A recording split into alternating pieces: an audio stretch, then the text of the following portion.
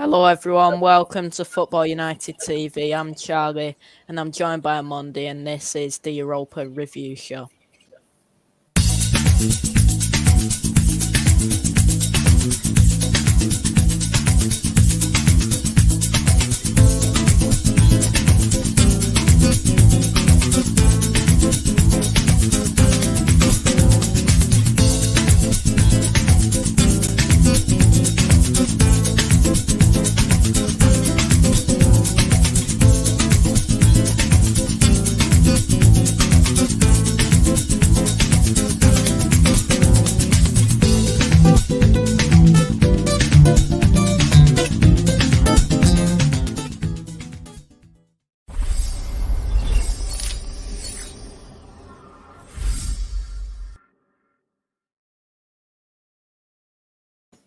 Hello, everyone, and welcome to Football United TV. I'm Charlie, and I'm joined by Monday. How are you, mate?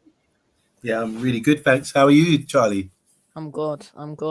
We'll get straight to it then. This is the Europa Review Show. We talk about the Europa League and Europa Conference League that has happened today. But of course, these are the last games of the group, so we'll have a quick look at each group as well.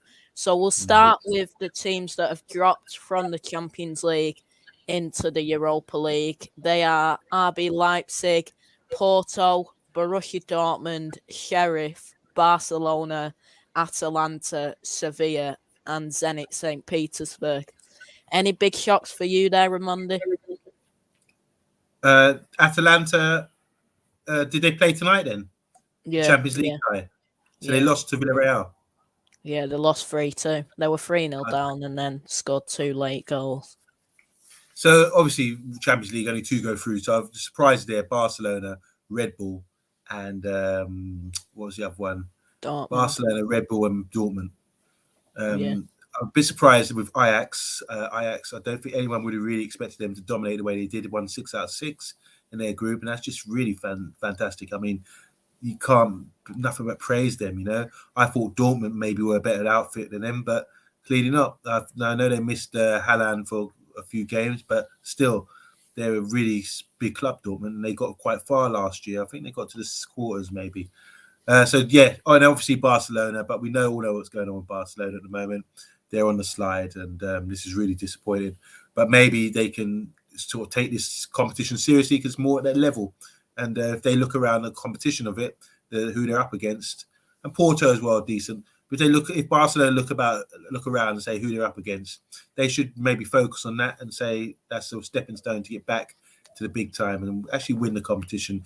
I think it gives the competition a bit more prestige when you got like these big clubs in there dropping off. Porto, big club, Dortmund, Red Bull, and Barcelona. These are all recognised big clubs. So it's going to be very interesting to see who they draw and how it pans out for the rest of the knockout rounds. You know. Yeah. I think the Europa League has slightly changed this season with these 8 teams, of course, will play the teams that finish second in their Europa League group in like a playoff round. And then 8 of them will go through. And then, of course, there's 8 group winners from the Europa League as well. So that's around the 16, then a quarterfinal, semi-final, and a final as well. So teams that were second in their Europa League groups were Rangers from Glasgow, Real Sociedad, Napoli, Olympiacos, Lazio, Braga, Real Betis, and Dinamo Zagreb. So for the likes of Leipzig, Barcelona, Borussia Dortmund as well, you'd expect them to beat most of those teams, wouldn't you? Yeah, you would expect them just based on them. Not Sheriff. Sheriff are in the knockout, came third in the Champions League. So I think one or two of them sides are sort of, depending on the draw, maybe could get through. I think always like, this is the thing now. I think we're getting to the stage where we're getting back to sort of old times with these clubs. And I think we're going to get a period where you're going to get, say, like you mentioned, Zagreb there, Croatian, top team in Croatia maybe. They're full of Croatian players, a lot of young players that come through the side. I think teams like that have a good opportunity of doing well. And then we've got a lot of talent there as well, unscouted talent. and it's just a way for them to shine on the big stage. Obviously, the Champions League's too heavy for them, but playing in the Europa, it's a leveler. It levels it all out. And I think if they take this tournament seriously, I know they're in Leicester's group, I think. So they've obviously come through that group and really, I think, were they in Leicester's group? Zagreb? They were in West Ham's group. Oh, sorry, West Ham. Yeah, West Ham's group. Forgive me. Yeah. So I think the teams like that with national majority of players from their own country, like we used to see in the 70s and 60s, you get good sides coming up, and like I think it was up until Steaua Bucharest they won the Champions League in the 80s, late 80s as well. So I would be interested to see like these national sides, Bulgarian sides, the Croatian sides, all these sides produce and go far in these tournaments. And I'll be keeping an eye out for Zagreb out there, teams you mentioned, because I sort of always have a nice feel for the Croatian sides and Serbian sides. I think they're really talented pool of players in that sort of region. Yeah. And then the teams that automatically went through don't need one of these playoffs. Lyon and Monaco, they're both from France, of course. Spartak Moscow causing a bit of a shocking Group C with Leicester and Napoli in their group, managing to finish top in that. It's a good achievement for them. Frankfurt, Galatasaray, Red Star Belgrade, Bayer Leverkusen, and West Ham. We'll talk about West Ham then, of course, the only English team to finish top of their group, with Leicester finishing third. Do you reckon West Ham will be able to beat most of these sides? RB Leipzig, Porto, Borussia Dortmund, Sheriff, Barcelona, Atalanta, Sevilla, Zenit? No. In a word, no. The reason I say no is because, we've already seen they're fighting on different fronts now. Because of their recent success and rise in football, they're now playing a European competition, something they haven't had to do for such a long time, And I think it's going to have a lot of wear and tear on their players. And they're going to get to the stage maybe February, March, where they're just not going to be at the races anymore. And no matter how good the manager is, it's going to be hard to sort of get these players out there. Imagine and Antonio gets injured. They've already got two big centre-backs out. It's really going to be a tough ride for them. And I think we're going to start seeing the decline of West Ham unless they invest heavily in January. I can't see them surviving because I don't think they're cut out to be competing on all these fronts like that. Unless they play their youths and everything in the knockout rounds. I think their priority should be the league. Yeah. I think it should be as well. They're doing quite well in the Premier League as well at the moment, West Ham. So we'll look through all these game by game. We'll go through them all quickly. We'll start with Sparta Prague against Brøndby. That was in Group A. Let me just try and get the table up. I think this was a nothing game. Sparta Prague third, Brøndby fourth. So Sparta Prague dropped down to the Conference League. That's in Rangers group as well. So not much riding on that game, to be honest. It's interesting. Wasn't Sparta Prague the team that done really well last year in the Europa League? Yeah. So they're full of national Czech players as well. I really like to see that, like I was saying about Zagreb. So they've done all right, come third, and they've been a conference, and they probably could go far in that. Yeah. And but then Lyon looked good. Lyon looked good. Yeah, we'll talk about Lyon then. A 1-1 draw against Rangers in that game. I think they rested some players by the looks of it, though, Lyon. The guy number 18 there, Cheeky, he's probably at 18 years old as well. He's one of the best talents in France right now. Yeah. He's a great, skillful, bit short, but skillful baller. And I've really always keeping tabs on him because he's quality, real quality. And obviously, you got Dembele up front, ex-Celtic player, ex-Fulham. And Henrique is a left-back, Brazilian left-back. They've got a good outfit there. And the thing with Lyon, they sell their best players. I think they sold the guy to Burnley this year. The left-footed guy who's playing for Burnley now, the black guy. Cornet. Sorry? Maxwell Cornet. Yeah, Cornet. So they sell Cornet and they bring in Cheeky. And it's just like they can always bring these youngsters through, very talented youngsters. So they're a good outfit, and there's that Shaqiri in Yeah, midfield yeah, ex Liverpool. So you see what I mean? They've got a good outfit there. Lyon are a club that you have to give praise to. They're always thereabouts. There was a period in French football when they were winning everything before Paris got all that money. They were probably like the number one club. And if you remember Jorginho with his free kicks, they were really top side back then. And also Lacazette came from them as well, the Arsenal striker. yeah, So they produced their thing is about producing quality players. I advise everyone to look out for their number 18, Cheeky. I'm probably pronouncing it wrong, but he's been a baller. So I've known about him since he's about 15, 16, and he's coming on strong. He's looking good. yeah. And then for Rangers, that's quite a strong team, to be fair, by the looks of it, compared to what they normally play. I think that's a Yeah. second choice keeper. I mean, Yeah, it Patson, is. the right back's been coming on this year. He's got his first international cap.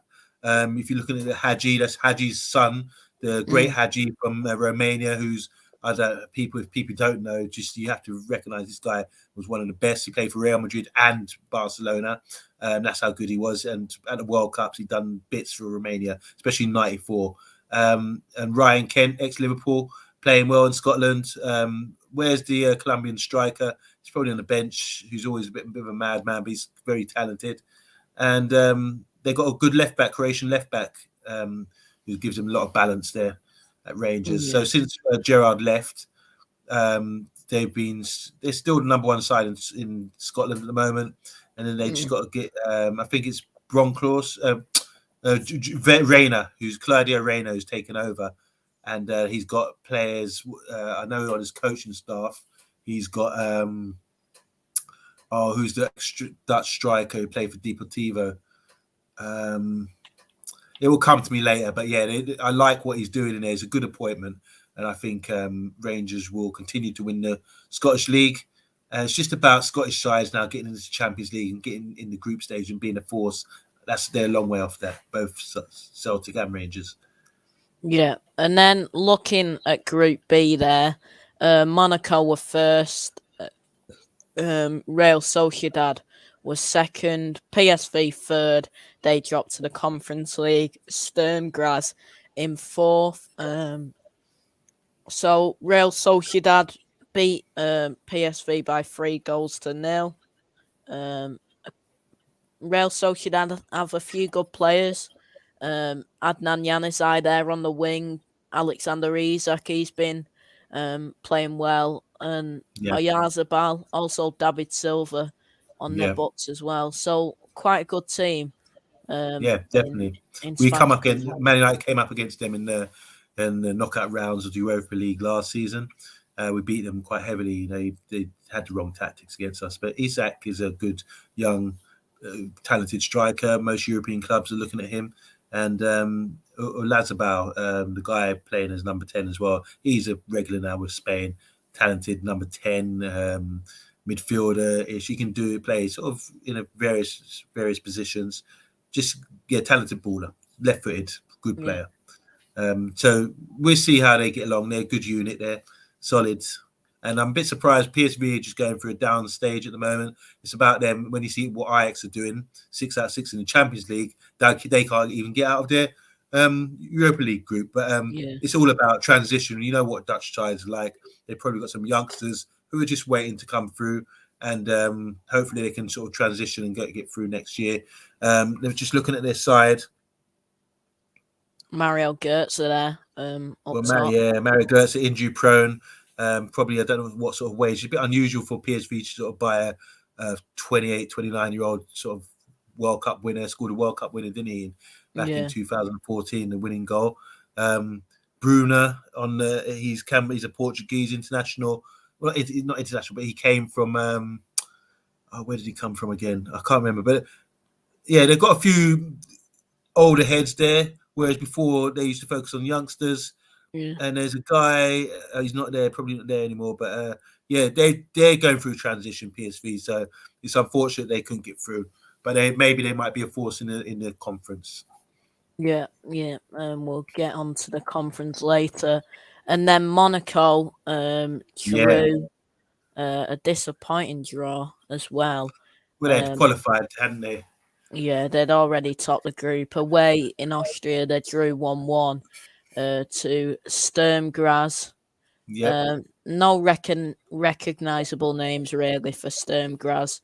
No. However, Monaco, Tuchemeni in the midfield, he's Yeah. broke into the France squad. Kevin That's Volland, right. Wissam Ben Yedder up top as well. So there's a few good Yeah. players for Monaco, but maybe not as good as Lyon's squad.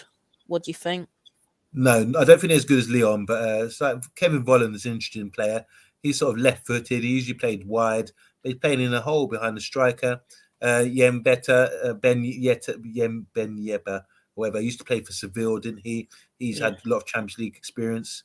The Russian guy, Golden there, he's like a number 10. So that's what I'm expecting. I was just surprised. I thought 17 would be playing where Kevin Volland is on their system because he's more of a number 10, I believe, the Russian Goblin. And Volland would play on the left because when he used to play in Germany, he used to play sort of wide. But yeah, it'd be interesting to see. I haven't seen much of Monaco this year. Don't get to see much of that football, but they obviously, to win their group and qualify, they must gain a lot of confidence from that. Yeah, definitely. On to Group C then. That is the group with Spartak Moscow topping the group, Napoli second, Leicester disappointing. They dropped down to the Conference League with Legia Warsaw in fourth. We'll start with that Leicester game against Napoli, 3-2. They were 2-0 down, got it back to 2-2. And then another goal by Elmas made it 3-2. That'll be very disappointing for Leicester, won't it? Yeah, I don't know. We have a conversation. What do you think is going on with Leicester? Because they've really dropped off, haven't they? They're not playing well at the moment, are they? Compared to last season, they've lost. Yeah. We'll look at the recent form actually. Leicester, because I know they've lost their last couple of games. Lost to Napoli, lost to Aston Villa, drew away at Southampton, and then before that they beat Watford and beat Legia Warsaw. So they're not on good form at the moment. Leicester down. Initially, I thought it was to do with Brendan Rodgers being touted out as other for Manchester United and other jobs as well. But when you look, I mean, they were in the top four last two seasons, quite early in the season, and maintained that sort of position until like last few games and dropped off. So they've always been up there. It's just Madison's come back. He's been injured. He's come back. Barnes as well had a period of injury. They bought Paxton, striker called Paxton Daka, who I think deserves a lot more games. I think he's a good player. He will score goals in the Premiership. Maybe they're going through some changes. Maybe there's an issue with the manager. They've lost a lot of faith, or the players sometimes lose faith. It's hard to know what's going on behind the scenes. But remember, they had a good young French defender. He broke his leg in pre-season. That doesn't help them. Can't you see the defenders there? So they've got Evans and so these guys are playing week in, week out. And obviously they got the guy from Southampton, the left back, coming in, who I thought was a good addition. And the two midfielders are strong. Oh, Barnes is playing, yeah. So who's the guy? Who's number 22? Dewsbury Hall. Dewsbury Hall, yeah. I think he's I think he came through the academy.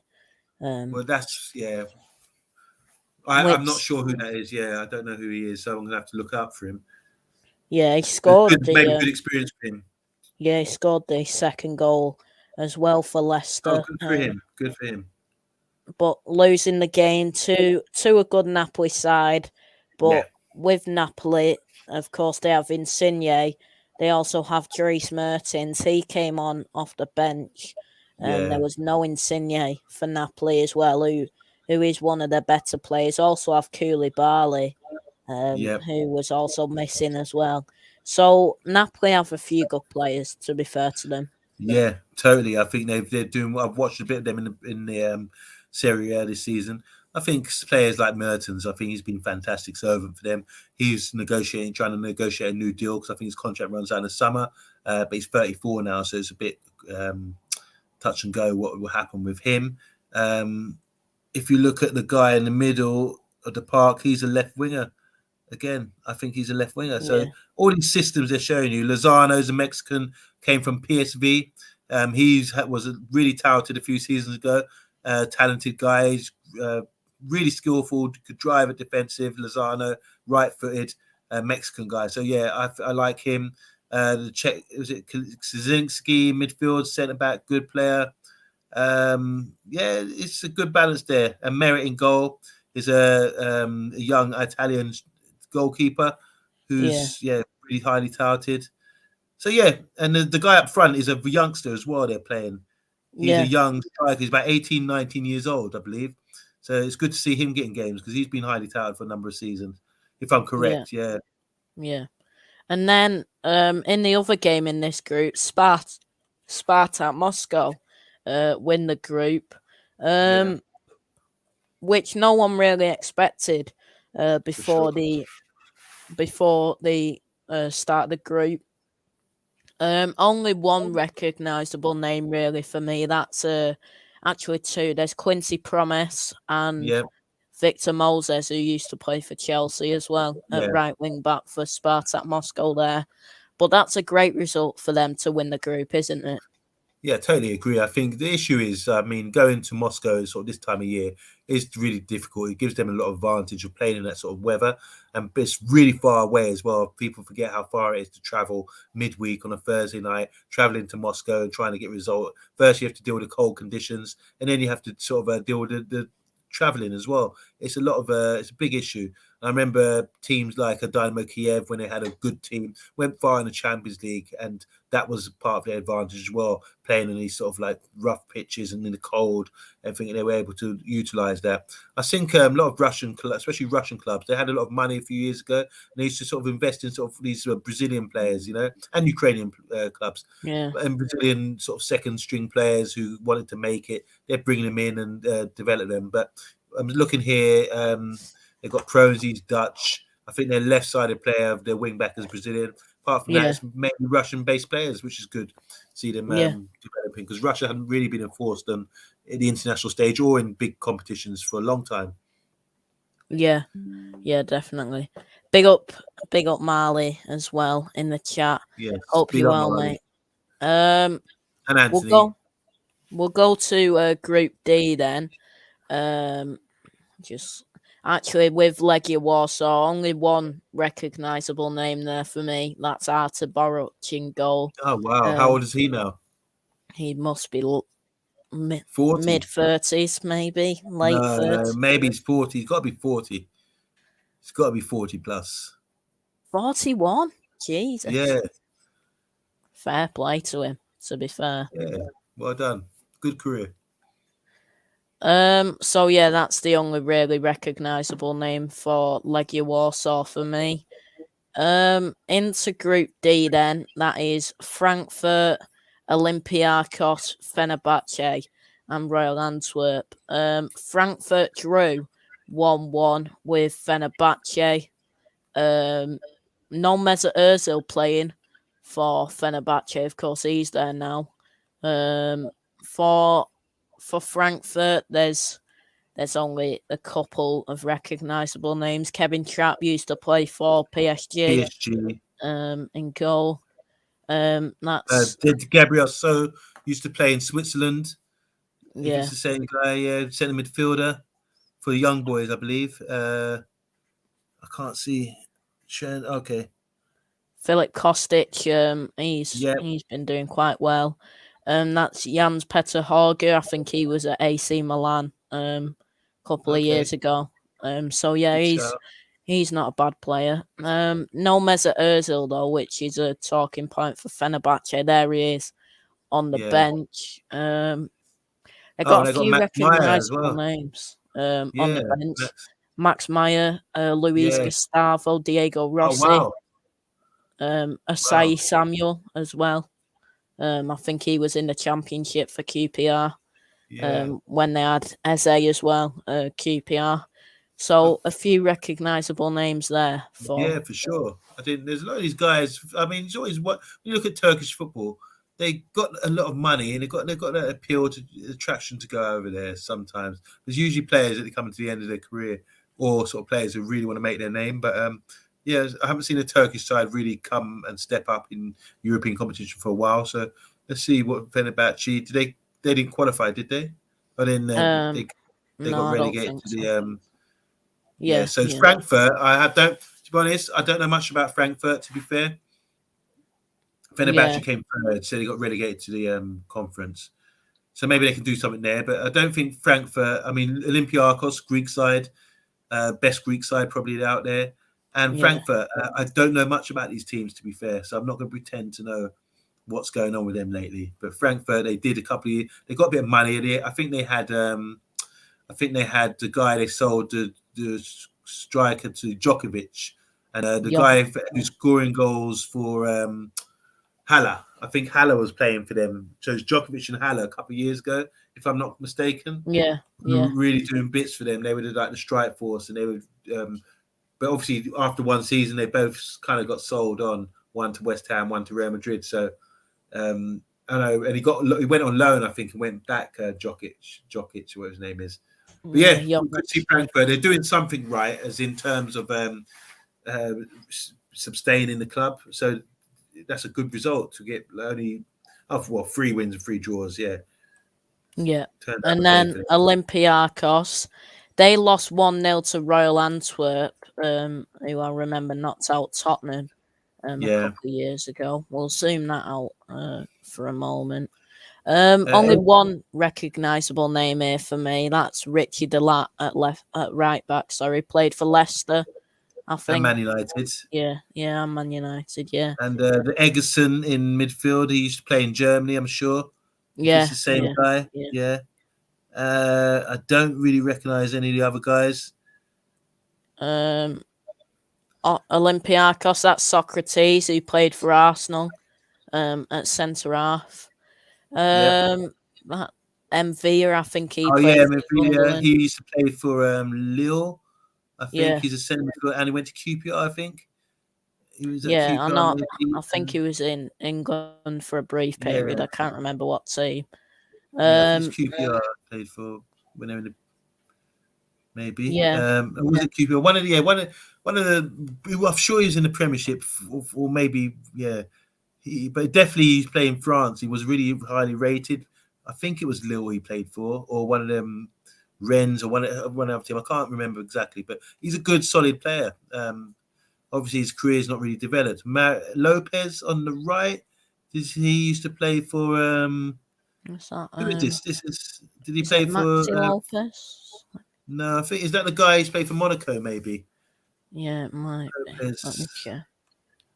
Players. Lopez. There he is. Is it him? Ronnie Lopez? Yeah, he used to play for Monaco, I'm sure. Yeah, I think it is him. So he's Portuguese international. Good player, actually. I'm surprised I haven't seen him since he's left Monaco. So obviously he's at Olympiacos now and doing bits, hopefully. Yeah, he was at City for a brief period as well. Oh, wow. Ronnie Lopez. So, yeah.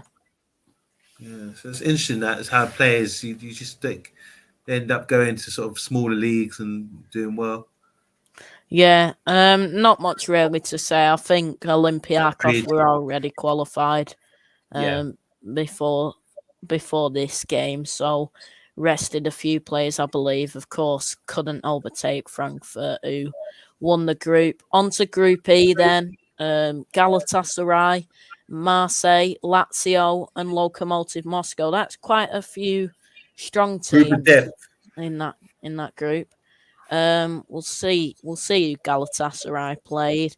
They drew 0-0 with Lazio in Group E. We'll just quickly look at the teams. A few recognisable faces again for Lazio. Lucas Leiva, Milinkovic, Savic, Immobile, Hysaj at right back. He was at Napoli, I believe. Strakosha in goal. That's Pedro. Good played for Chelsea and Barcelona. Yeah, that's a good team. They've been doing well in the league as well. Yeah. Has a couple of good wins, good performances. So yeah, that's good. Well done them. Galatasaray. Wow. Galatasaray, Ryan Babel Ryan on the Babel. wing. Okay. Diagne, I think he was at West Brom last season. Oh yes, big African guy, big and strong. Yeah. The left back is from Figuli, Chelsea yeah. and Sunderland, maybe. No, Crystal Palace. Yedlin was at Newcastle as well at Oh right yeah, back. oh gosh, Figuli. Yeah. Okay, so they've got a lot of experience there, haven't they? Yeah. Not a bad result really. A point and winning the group. Arguably against two better teams as well in Marseille and Lazio. And then on to Marseille, a few recognisable faces. Yeah. Kengizunda, Mandanda, Saliba, Guendouzi, Gerson's a Milik. good player.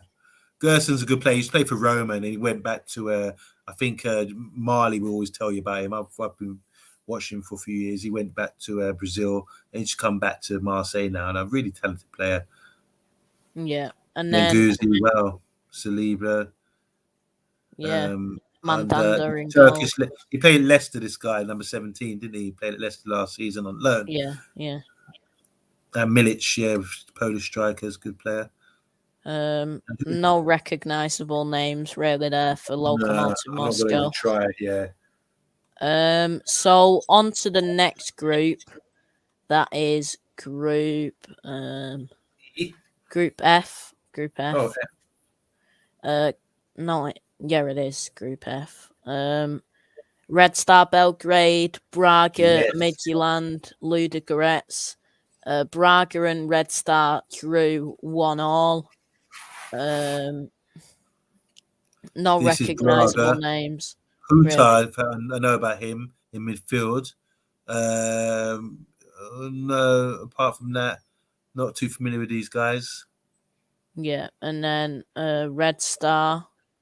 This is what I was saying earlier.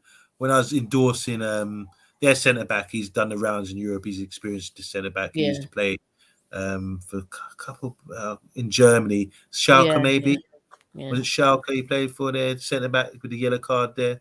Drakovic. Yeah, I think so. Looking through him. Yeah. I just think Croatian, like I was saying earlier, and Serbian, that region's got a lot of talent. The guy up front looks familiar. Yeah, is he a youngster? I'm not sure. But yeah, Red Star. These guys, they play. They're very tough and strong and very technically good. So yeah, be interesting to see. Remember, they were Champions League winners all the way back in the early 90s, beating Marseille on penalties, I think it was. So interesting to see. The Dutch striker. Yeah, he's come from PSV. Played for Ajax as well. Look at his career history. What clubs he's played at? Because I'm sure he went to. So he's at Ajax. Okay. In Ajax. Yeah. And then to Red Star. Okay, it's interesting. So was it Sheffield United on loan? Okay, I didn't really get much. And then it ends up at Red Star. So, yeah, these players are moving around Europe and you lose touch of them. And I swear I was sure I've seen him before. Yeah, good player. Well, when he was young, I thought he was sort of one of these guys who was touted to be good. But playing for Red Star, yeah, great. So the other game in this group, we're just going to get that back up, was Midtjylland against Ludogorets. That was 0-0. Midtjylland. Sorry. Go to Midtjylland. Yeah, let's have a look. Yeah, none really there. No, that's who's that? Which team is that we're looking at now? Ludogorets. Right. I think they're Bulgarian. Yeah, I think they are Bulgarian. Okay, it's got a couple of Brazilians in there. No, can't really recognise any players there. None there really for. He may have been at Brentford. Evander, I know Evander. Evander's Brazilian. He's been there for a long time, or at least 3-4 years. Sisto's a winger. He's like a black guy. He's a winger who, when they were playing in Champions League, he was sort of a right winger kind of thing. Obviously, he's playing up front now. He's got a lot of pace. Just look through the sides. Dalsgaard was at Brentford last season, I think. There's a link between Midtjylland and Brentford. That's correct. Yeah. The keeper was at Huddersfield as well, I think. Okay, I didn't know that. Yeah, so that's when they were in the Premier League as well, not struggling in the Championship. I wonder what sort of wages sometimes these players get, especially at these Denmark's. How much would they be getting a week? Because if they can go and play in the Premiership, would they have to drop wage? Maybe. I mean, it's interesting that. And I'm surprised. The guy up top, he's been there maybe a long time. I thought he got sold. I don't know. For some reason, I had a feeling he went somewhere else. Can you just check him out, please? If it's the same guy, I thought he left them, and maybe he's come back to them now. But Peony's sister. I might be wrong, but there he is. Wikipedia. Sure he went away. He was at Celta Vigo. I was right. Yeah, so he was talented. He started at the club, went and done his thing at Celta Vigo, and came back. Yeah, off the top, man. I know my football. The next group then is Group G. This is Celtic's group. We'll start with Celtic. A 3-2 win over Real Betis. They were already knocked out, so that doesn't really mean anything. Of course, then we have Joe Hart in goal. It was Scott Bain. A few youngsters, by the looks of it, played as well. I don't recognise any of the back four apart from Nair Bitton at centre back. And then I think on the left, I think he's a youngster. I think Shaw's a youngster in attacking midfield as well. So quite a good result. I'm not familiar with Celtic at the moment. They're obviously they're second fiddle now to Rangers, and I haven't really been keeping tabs on them. Yeah, and then Real Betis, William Carvalho in the middle of the park. Yeah, I rate him highly. Miranda used to play at Barcelona, left back. There's Teller, who also used to play at Barcelona. Lanitz is a Mexican, and they're still playing Joaquim. I don't know how old he is now. He must be about 37, 38. Joaquim, he's been a great player in his day. He was a great player. But they have Bellerin, they have Claudio Bravo as well on the box. Born in 1981, so he makes him 40. 40. Fair play. Wow, fantastic! People need to salute this guy because he's still a first teamer for his. He hasn't left. I don't think he's ever left Betis, and he's a legend at the club, a bit like Totti's. And Telio ex Barcelona, Carvalho's international left back is ex Barcelona. The Lance is a good left-footed Mexican guy. They've got a good setup there. They've got a good squad of players, you know. Yeah. And then the other game in this group was Leverkusen against Ferencvaros. A 1-0 win for Ferencvaros. So I think Leverkusen already topped the group, so didn't really mean much for them. Any recognisable names? No, not for me. Leverkusen then. Yep.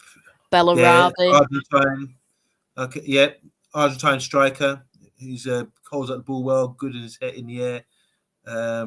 Palacio is from Boca. Palacios in midfield is from Boca Juniors, I think. No, from River Plate. I've really liked this guy. He's about 22, maybe now.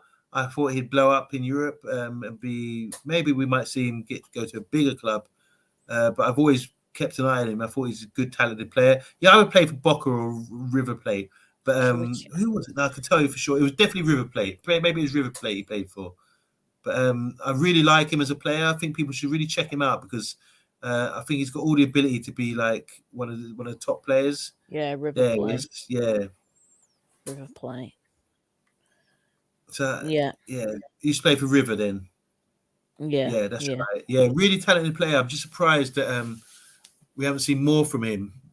You don't really get to hear much about him. The Leverkusen got a good setup there.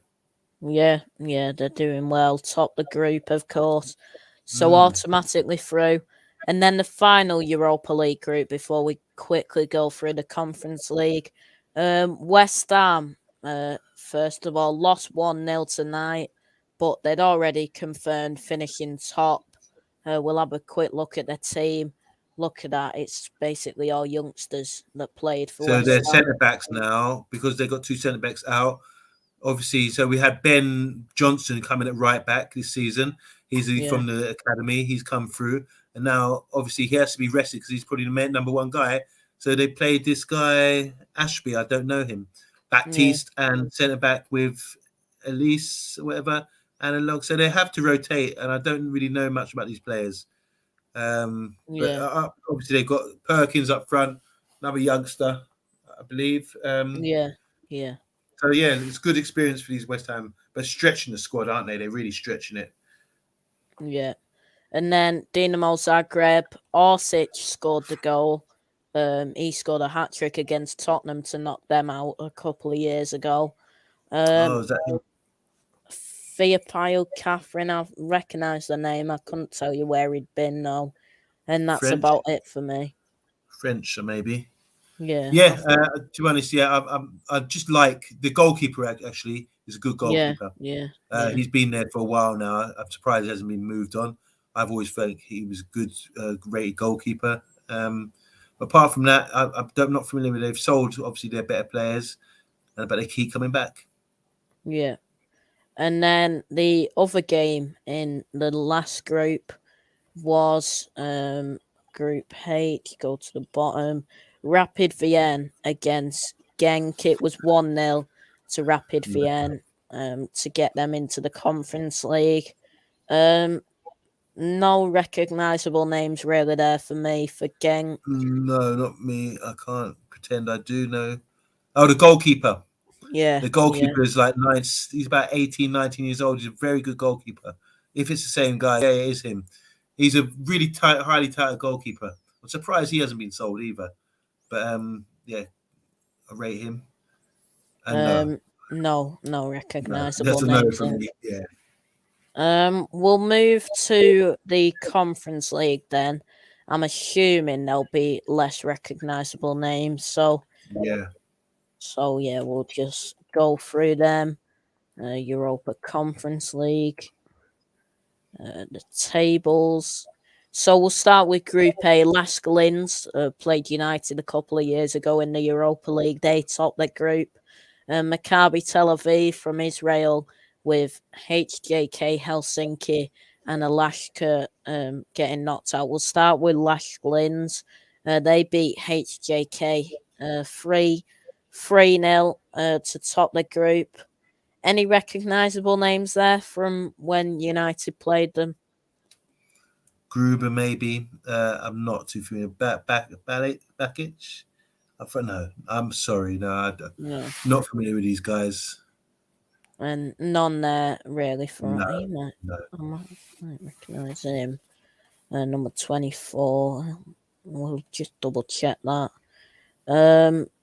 Brown, guy who used to be at Liverpool. There, pictured in a Liverpool top. No, that's about it for me. And then the other game in that group was Maccabi Tel Aviv 1, Alashka 1. We won't even bother looking at the players because I'd rather not. Yeah, if they can see, if they got opportunity here to make names for themselves in this competition. So in the later rounds, if they can really develop and get televised games where we might be tuning in to watch them, it would be interesting to see. Yeah, but at this stage, no. Yeah, we'll just go through the games like this instead of the groups. Yeah. So AZ Alkmaar beat Randers by 0-0 in Group D. The PAOK beat Lincoln Redims from Gibraltar 2-0 in there as well. Quite impressive to get into a European competition from Gibraltar, to be fair to them. Yeah, that's great. Partizan Belgrade drew 1-1 against Anorthosis. We'll just double check where they're from.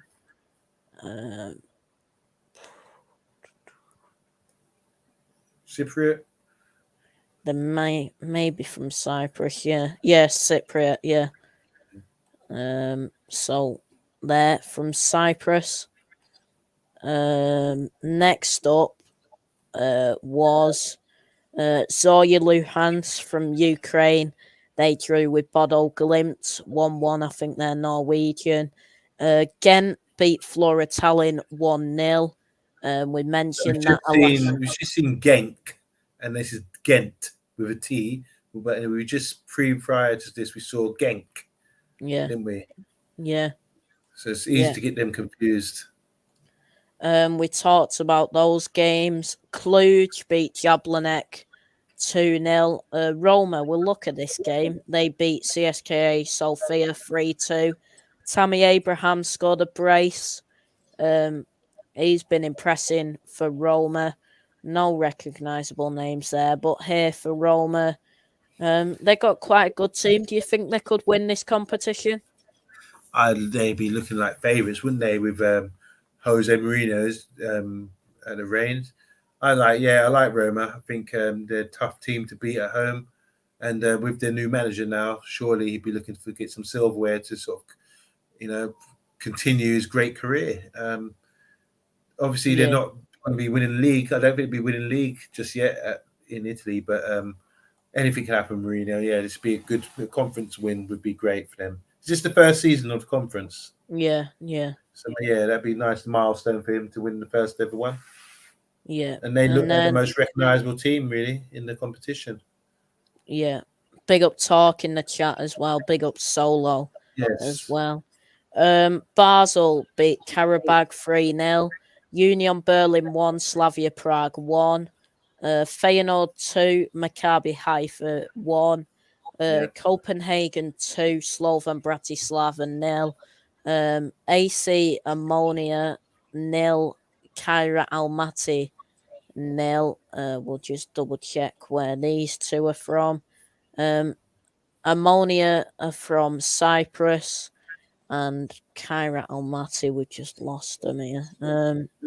Here, I think, from Kazakhstan. So, two smaller countries making it into Europe there. And Vitesse 3, Mora 1 with PAOK. Spurs is that's Spurs' group. Yeah. So Spurs' result is not up here, but obviously it got delayed or cancelled, didn't it? Postponed because of COVID. So they'll be playing that at a later date. We'll quickly look at the group tables before we wrap it up. Lask Linz went through with Maccabi Tel Aviv. HJK Helsinki and Alashkert both got knocked out. Genk and Partizan both make it through, and Orthosis and Flora Tallinn both get knocked out. Roma and Bodo Glimt. They were clearly the best teams in that group. Yeah, with Zorya Luhansk and CSK Sofia going out. AZ and Randers went through with Jablanek and CFR Cluj getting knocked out. Feyenoord and Slavia Prague went through. Union Berlin, that's a bit of a shot from the Bundesliga, getting knocked out. And Maccabi Haifa from Israel also got knocked out. Copenhagen and PAOK went through with Slovan Bratislava and Lincoln Red Imps losing 6 out of 6 in that group. Gibraltar. Yeah. Wow, amazing. In Tottenham's group, of course, Tottenham and Stade Rennais still need to play. Vitesse will be in second. Tottenham need to win by at least a goal to go through. All right. At home. They'll definitely go through if they win, yeah? Yeah. And then Mora finished at the bottom. And finally, Group H, Basel and Karabag went through with AC Ammonia and Kaira Almaty getting knocked out. So that's it. That is the group stages over. We're on to the knockout rounds now. We're going to get your early prediction on Monday just before we wrap it up. Who do you think will win the Europa League and who do you think will win the Europa Conference League? So the conference, you got to think about Feyenoord, Roma, just play at teams that I feel are stronger than the rest. There's obviously teams dropping down from the Europa League for the conference. I can't recall exactly who they are, but just based on the teams that started in the conference, if Tottenham, Roma, those are teams that really stand out. If Tottenham can get through, Feyenoord, they're up there in the league. They've been getting good performances in the Dutch league, from what I've been observing, but I haven't seen them much. Obviously, they've qualified, but I haven't seen much of them in the Europa League. So I'm not sure. Yeah, it depends on what other teams, big teams, if they've dropped down from the Europa. As for the Europa League, I think when you got all these Champions League sides dropping down, Porto, Barcelona, Red Bull, Dortmund, I think it's going to be very exciting. I think you're going to get to the stage where you got that big teams in the semis and quarters, and some really good clashes there. So it's going to be quite exciting in the Europa League again. I think that's sort of because you can't have it's a shame. Maybe this is a good format because it gives teams opportunity to shine, and find their level. You know what I'm saying? So it's like in my Sunday league football, for example, we've got like 4 or 5 leagues, and you've got about a cup for each league.